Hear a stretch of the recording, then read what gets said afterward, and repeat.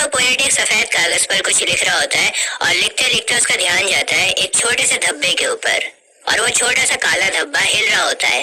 Poet को लगता है कि शायद ये धूल है, धूल का कोई धब्बा है, लेकिन ध्यान से देखने पर उसको मालूम हुआ कि ये कीड़ा है। तो पोएट ने उस कीड़े को कुछ कहा नहीं, उसको मारा नहीं, और यही बस इस पोयम में है। अब आप कहेंगे कि सर क्या क्या पढ़ना पड़ रहा है कि कीड़ा कागज के ऊपर आ गया, पोएट ने उसको देखा और उसकी जान को बख्श दिया, उसको कुछ नुकसान नहीं पहुंचाया, ये हम पढ़ेंगे। देखो, इस पोयम में एक मैसेज है, और वो मैसेज ये है कि चाहे कोई कितना ही छोटा क्यों ना हो, चाहे वो कीड़ा ही क्यों ना हो, उसको भी जिंदा रहने का हक है, अधिकार है। अगर वो आपको कोई नुकसान नहीं पहुंचा रहा तो फिर उसे जिंदा रहने दो, उसको भी जिंदा रहने का हक है। उस छोटे से कीड़े को भी अपनी जान की परवाह है, उसको भी अपनी जान प्यारी है। ये इस पोयम का एक मैसेज है। चलो मैं लाइन बाय लाइन शुरू करता हूँ और समझाता हूँ आपको।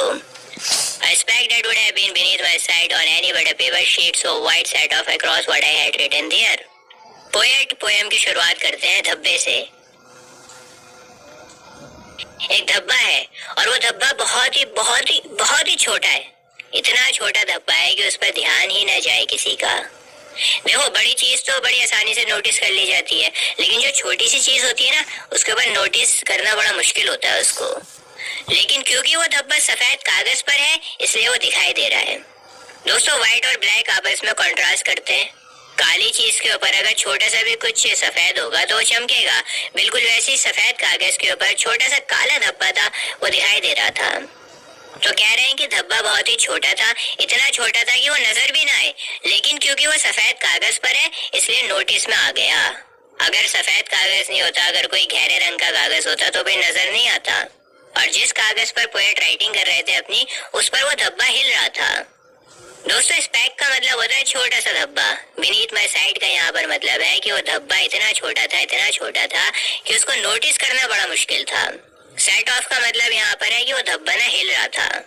And I had idly poised my pen in ear to stop it with a period of ink when something strange about it made me think. This was no dust speck by my breathing but unmistakably a living mite. और मैं अपने pen को नीचे रखने वाला था, जो धब्बा हिल रहा था ना उसके ऊपर रखने वाला था, धब्बे को दबाने वाला था पेन से, लेकिन मैंने पेन को नीचे नहीं करा। इंक में डूबे पेन को मैंने हवा में रखा और मैं सोचने लगा कि क्यों ना इस धब्बे को पेन से दबा दिया जाए, लेकिन मैंने ऐसा नहीं करा। मैं रुक गया। मैंने देखा कि कुछ अजीब सा है इस धब्बे में। वो सिर्फ धूल का एक बेजान धब्बा नहीं था जो मेरी सांसों से हिल रहा था। जैसे मैंने शुरुआत में सोचा था वैसा नहीं था। वो तो एक लिविंग क्रिएचर था, उसमें जान थी। वो तो एक माइट थी।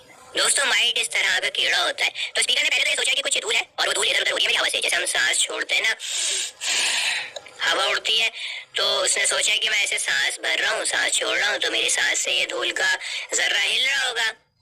और मैंने सोचा कि पेन से इस धूल के जर्रे को मैं दबा देता हूँ, धब्बे को दबा देता हूँ, लेकिन ऐसा नहीं था। मैंने उस पेन को हवा में रोक के रखा और मैंने पाया कि ये तो कीड़ा है, इसमें तो जान है, ये तो लिविंग क्रिएचर है। With inclinations it could call its own. लगता है इस कीड़े की अपनी ही इच्छाएं हैं, अपनी ही पसंद है। इंक्लिनेशंस का मतलब है जो एक नेचुरल तरीका होता है इंसान का जीने का। देखो, हर इंसान की अपनी इच्छाएं होती हैं, अपने इंटरेस्ट होते हैं, सबका अपना अपना तरीका है, सबका अपना अपना अंदाज है।